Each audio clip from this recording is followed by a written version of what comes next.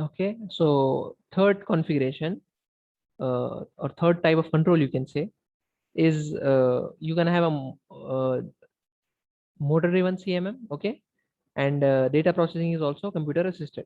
So with this motor driven CMM, you have those electric motors, right, to drive the probe along the machine axis and under operator control. So this operator will have this joystick, okay, or a similar device, as we have seen the joystick, right, in this in that previous CMM image. That joystick is used to control the motion, right, X, Y, and Z.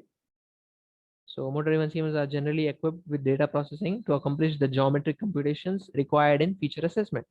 So as I was talking, that this form features also, right, cylindricity, ovality, and uh, all those features, okay, has to be calculated, right, with that data. So that computer, the geometric computations are done with the help of that computer, as you have discussed earlier also. Last one, CMM with direct computer control. Operates like a CNC machine tool. It is motorized and the movements of the coordinate axis are controlled by a dedicated computer under program control. So this is just like a CNC machine. Okay. So the program, if you feed it the CNC, it will execute the instructions, right? Similar is the case here. You just give the program of where the probe should move at what point of time and record the data, right? Computer also performs the various data processing and calculation, right? After the recording of the data, you have this performing of the data processing and calculation, just as you had earlier, right?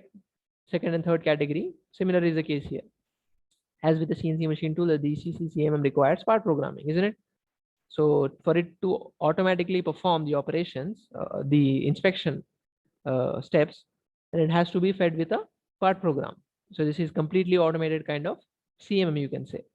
So these are the various uh, methods or controls we have, okay, as far as CMM is concerned. Okay, you see, as for programming, two principal methods: manual lead through program method and offline programming. In manual lead through, as the name suggests, operator will lead, right, it will teach basically the CMM. One step it will teach, and the CMM will learn that, okay, it will keep it in its memory for it to be repeated for the next operations, okay, for the next product it will repeat the same thing. Manual lead through method, this is just very similar to your welding also, you have this manual lead through method. Okay, all those robots are being programmed like this also, that you take the weld that what do you call, gun, okay, weld gun at different spots, and that will be recorded by the robo, and for the next products it will do the same thing. So similar is the case here. Okay, during regular operation, the CMM controller plays back the program to execute the inspection procedure, right? It will play that again and again. So this is manual lead through. Okay, and offline completes in a manner of a computer assisted NC part programming, right? You have the program prepared offline, so they'll prepare it in some dedicated software, and then that will be installed in the CMM, downloaded basically. Program is prepared offline based on the part drawing and then downloaded to the CMM controller for execution, right? Is it clear? Programming methods.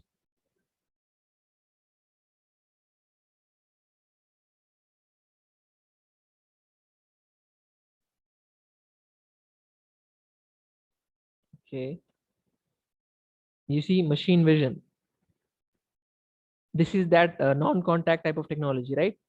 Is a creation of an image and the collection of data derived from the image, right, and the subsequent processing interpretation of the data by a computer from some useful application. It's a comprehensive definition, you can say, right?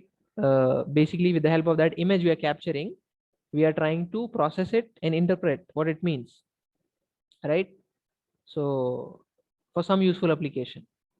Machine vision is also known as computer vision, and its principal application is in industrial inspection. We'll see what are the applications in the end, but in the industry it's being used a lot. Exists in two-dimensional and three-dimensional formats, 2D being the most common in industrial applications, right? So that image you're capturing basically mostly used for 2D conversions. Okay, 3D are very rare, but you even have it for 3D also. Of course, it will require a lot of calculations, right? To be able to get the uh, to be able to form, process it, and interpret. Examples of 2D format usage include dimensional measuring, engaging, verifying the presence of components, right? Whether certain components are there or not, and checking for features on a flat or semi-flat surface. So for example, holes or slots, right? At so and so location, what is the depth of it, or even quality, etc. Right? 3D machine vision is used in application where a 3D analysis of the scene is required, as I was talking about, right?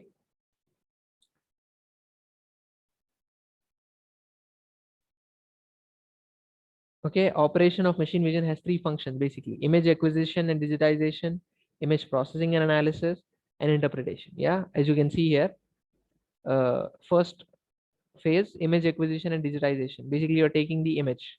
How you see the parts are moving. There is a light source, okay, for it to better capture, for the camera to have a better image. So this will be captured, right? And therefore, after that, you will process it, right? Processing and analysis, basically analysis program, which will convert that data, okay, so that it can be interpreted, right? That's what they do, and interpretation in the end, so that you can have the decision taken about, for example, the presence of components, or location of holes, etc. Okay, location of features, basically. So these are the three functions, basic functions of a machine vision system. Okay, you see, typically performed as for machine image acquisition and digitization, typically performed by using a video camera to capture the scene of interest. Superimposition of a pixel matrix to the resultant image, and the assignment of intensity values based on the light intensity of each portion of the scene. So depends on, we know, right? The different colors emit different uh, wavelength of radiations. So that will have the intensity, right? And that will help us in the later conversion of it. Okay, cameras, solid state cameras are the prime devices used to capture the images in the machine vision.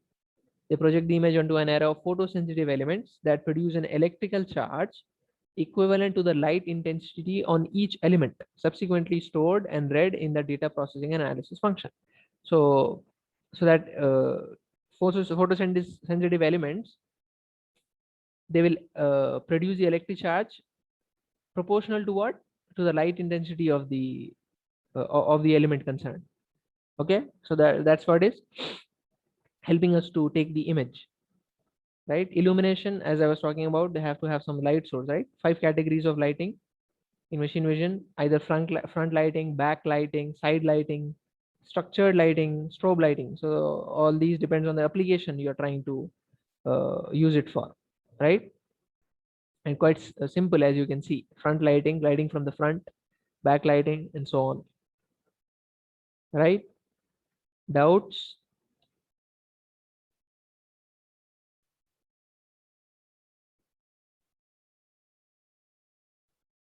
Okay, you see, that's what a typical machine vision system works. You see the scene presentation, and represented in the form of these pixels, right? Matrix superimposed. So each and every pixel you see is carrying some data, isn't it? That pixel will give us this kind of image. Creation of pixelated scene and assignment of intensity values in black or white. So all those which are white, right? The pixels that you can observe, those pixels are giving us the idea of where the material is there and where it is not, isn't it? There's a hole here, and the material is white, right? All the places where there is material is basically white in color, right? Based on the what do you call, reflection, as we have taken from the camera. Where there is no material, you have this color, right? Gray color, basically. So here also there is no material, because the object is here with the hole here.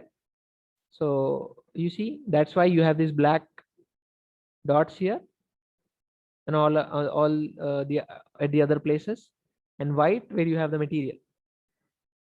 So that's what will give us the idea of uh, where the material is there and where it is not. So more the pixels, more is the accuracy, isn't it? That's how it works. and then image processing and analysis. The second step, right, consists of the segmentation techniques of thresholding and edge detection, as well as feature extraction techniques. All those features, right, which have to be extracted. So the data will be processed now. That data which was taken will be processed now, so that uh, we can have it have those features extracted, right? And subsequently, you have the interpretation of the image concerned, recognizing the object recognition and or pattern recognition. For example, two commonly used interpretation techniques are template matching and feature weighing. Okay, two methods uh, commonly used. So that we can take the decision, isn't it? uh, Depends on whatever is it that you're trying to check, whether the pattern recognition may be the pattern of the holes, right? For example, on a component, you have to have those holes at certain spots, isn't it? So you can check. As for the mating part, right, you have two components, right? One, maybe one plate on top of the other. So you have to have the same pattern of holes on both, and the precise location of the holes is also important. Otherwise, you will not have an assembly. So that is what, uh, after the interpretation, you will finalize whether the pattern is as per the specifications or not, right? And you see machine vision applications as used in manufacturing. So basically three categories we can make. Firstly, for inspection, right? Secondly, for identification. Thirdly, for visual guidance and control. So basically, as I was talking about inspection of features, identification also. For example, you see that the video that we are going to see actually is based on identification itself, right? The barcode, for example, right, which is to be read. So that it comes under your identification type of application, right?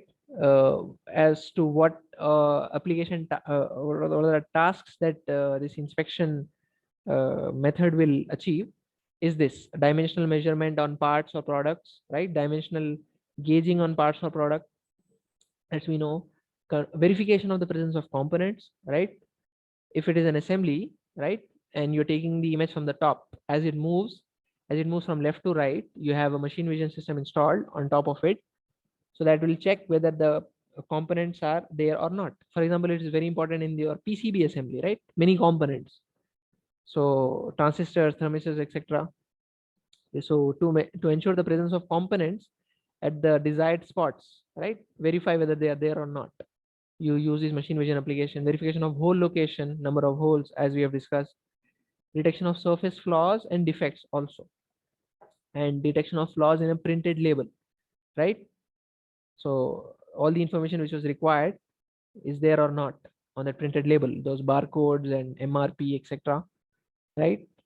So either for the use later, right, by wholesalers and retailers, or if it is to be used for this automatic storage and retrieval, as we have seen.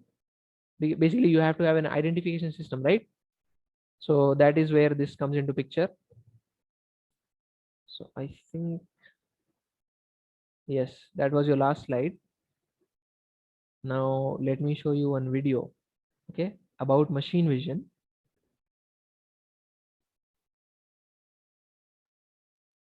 You see, inspecting printed cups for print defects. That's what this is going to achieve, okay? Print defects, barcode grade, and cup orientation at 500 parts per minute. Okay, that's the speed that which it can detect those parts. Okay, observe.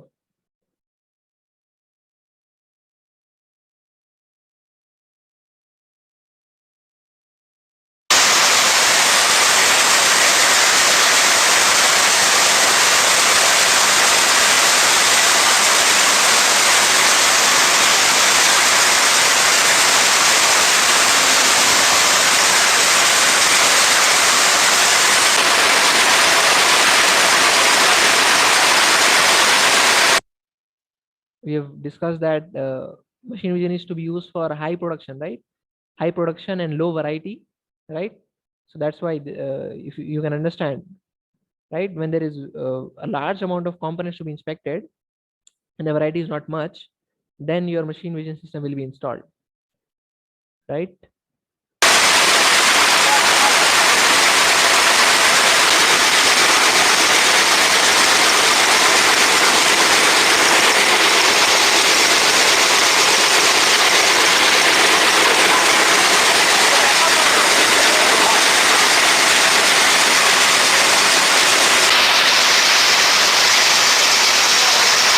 You see the statistics from that.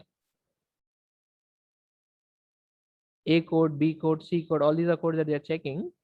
And you see print failure counter output value this much, flap corner check failure counter output this much, barcode failure counter output value 5.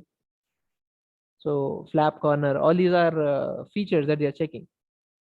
Okay. And this is dynamic, right? You see inspected 9119, passed how many? 9092. So that dynamic data, right? Handling of data is there. You observe the speed at which it is performing. Okay. And this is the image that it is capturing. On the top, you can see.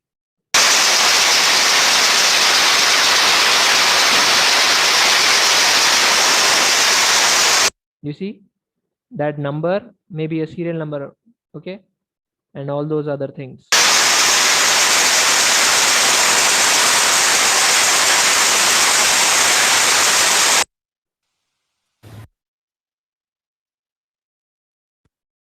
Right? Doubts in that video or the slides?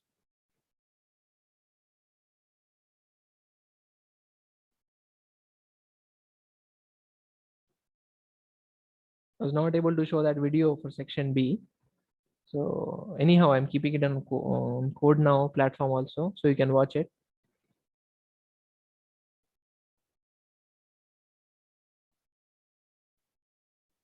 No doubts in today's class?